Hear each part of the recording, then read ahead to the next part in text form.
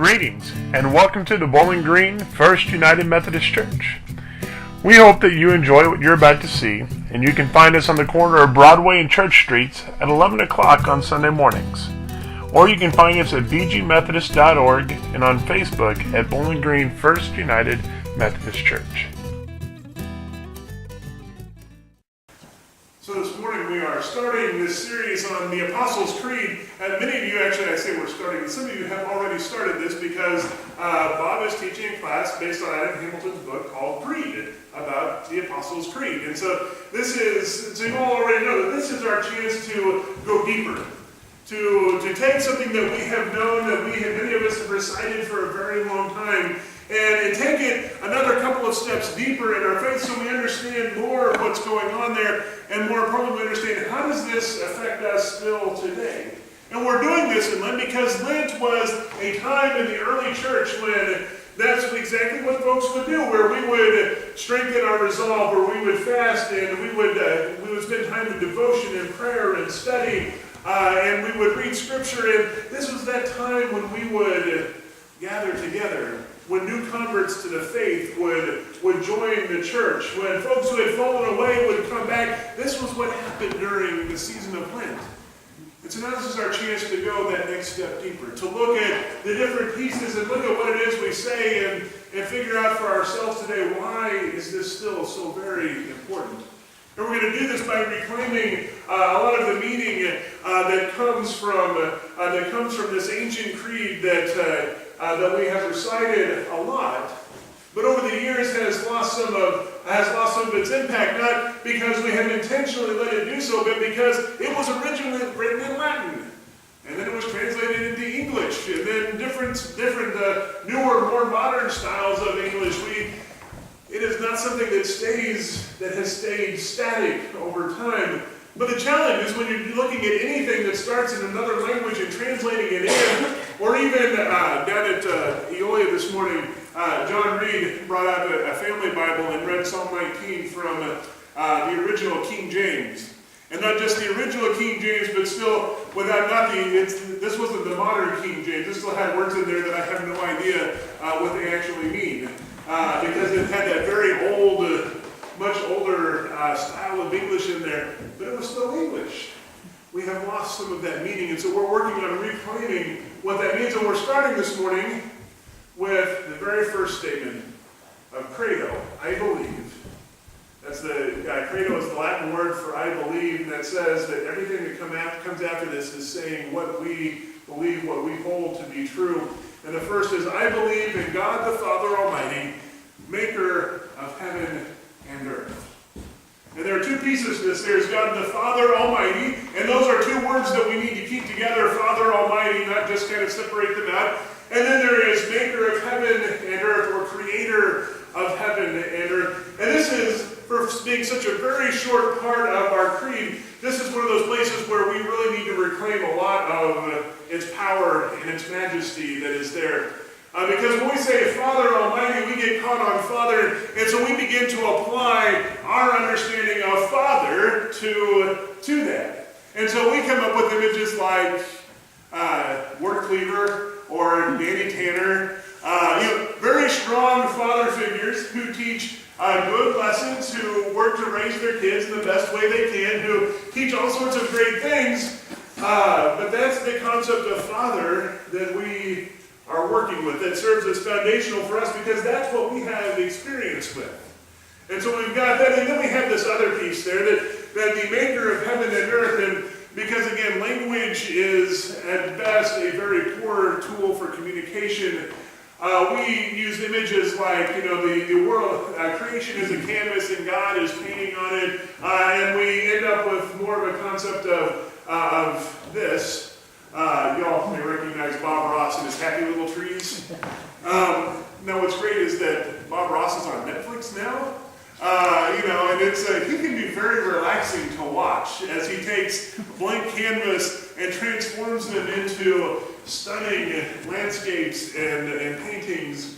But God is not Bob Ross, or Bob Ross is not God. That is, at best, an imperfect image of who we are talking about when we're talking about God the Almighty. God, the creator of heaven and earth. What I loved when I was reading through Adam Hamilton's book was he begins to kind of take this on and help us to begin finding ways of reclaiming the greatness of what that is. He quotes a couple of folks in there. One is Max Planck, who was a physicist and who studied quantum physics, so like all the small stuff that you can't see that we're only theorizing about because we have a hard time figuring that out. And he makes this comment. He says, all matter originates and exists only by virtue of a force which brings the particle of an atom to vibration and holds this most minute solar system of the atom together. We must assume that behind this force the existence of a conscious and intelligent mind. This mind is the matrix of all matter. This is someone who understands or who understood, what we can know about the forces that bind nature, literally bind nature together, but still understood kind of that we don't know 99.9999 with the bar over the top, the repeating percent of what actually makes all this happen. Our knowledge is still very small in comparison to what is actually going on. And he had no problem with holding his scientific understanding and his Christian faith in balance with one another, that they were not incompatible things. He's beginning to get at the mystery of God and his power. Or another great one, talking about the improbability of life getting itself started. He quotes an astronomer, Hamilton quotes an astronomer who was citing an analogy that is often used to describe just how improbable life is, that it would start. It says that the improbability of life on Earth organizing on its own is like saying the chances were about the same as those of a gale force wind blowing through a junkyard and after it passed revealing that a Boeing 747 had spontaneously assembled itself. It took me a few times of reading through that before that sunk in. Life in all of its complexity and all of its diversity. And he says nothing here about how that happens, but just saying that life itself comes from something that is greater than what we can understand. Because it just doesn't happen willy-nilly. It just doesn't happen by chance. That there is something that is bringing it about, the complexity and the diversity of life that we see around us comes from something that is beyond where we are. This is beginning to get at where the greatness and the power and the authority of God is. It wants us to expand our minds. We may not be able to expand our understanding because, quite frankly, this quote still is playing with my head and still trying to get me to make sense of this, and I probably never will. And that's okay.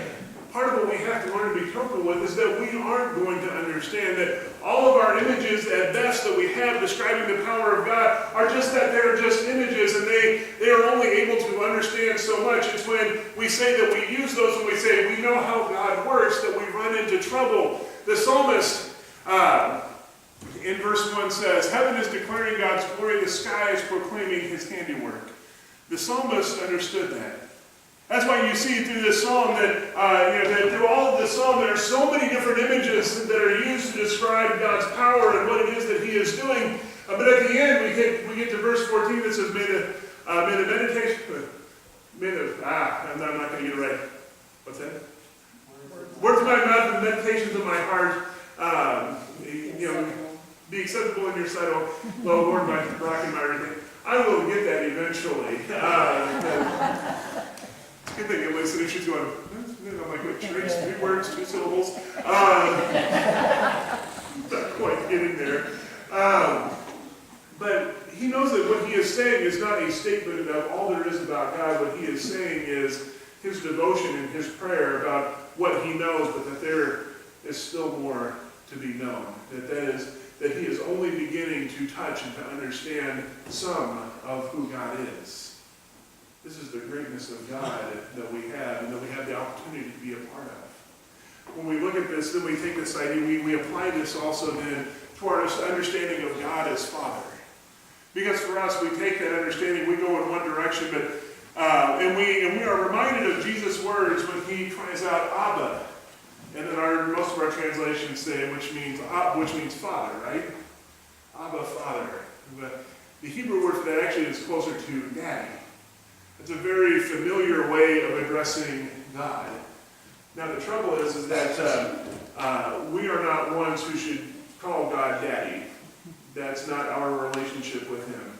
If that was our relationship with God as Father, Jesus would never have been necessary in the first place. Because there is this big gap between God and us that Jesus bridges.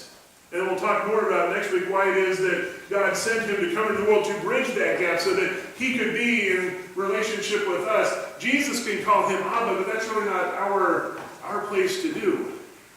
We come to the Father through Christ. He bridges that gap for us and brings us there. When they were writing these words, the Father Almighty, they were working with this very different understanding of who God is as Father. This is in a sermon title for today is Paterfamilias. This is the head of the family. Used to be kind of a legal designation. It wasn't just like the nuclear family that we have today, but this was the big extended family, and not just family, but could have been slaves and servants and other folks and other families that had been working for your family for generations. This was this huge, big, extended group, and the Paterfamilias, this was like Abraham. Abraham would have been the head of the family, the head of the household. They were the ones that were responsible for you, for what you were doing, for your livelihood, for all that you were. And they even had legal authority over you that wasn't used very often, but if you messed up bad enough, they could have you killed. And that was within their legal right. When we are talking about the power of God, or we are talking about the fear of God, the King James translates at one point what we translate as honor in the Common English translation of the Bible, and more of our modern translations, that's the fear of the Lord. Because today we have put together fear and being afraid as being the same thing. These are separate things. We can fear the Lord not because we are afraid, but because we are in awe of what his power is, of the things that he can do, of the power that he has over us, but more importantly, the things he chooses not to do. That is his power. As we go forward from here today, we let go of some of these images of God, or we recognize that they are limited in what they can tell us. We go more towards these images of God that take us deeper, that show us more of his power, that help us to limit his power and his control to things that we can completely understand, but that help us to take a step back and say, we can't know that, but we can have faith instead.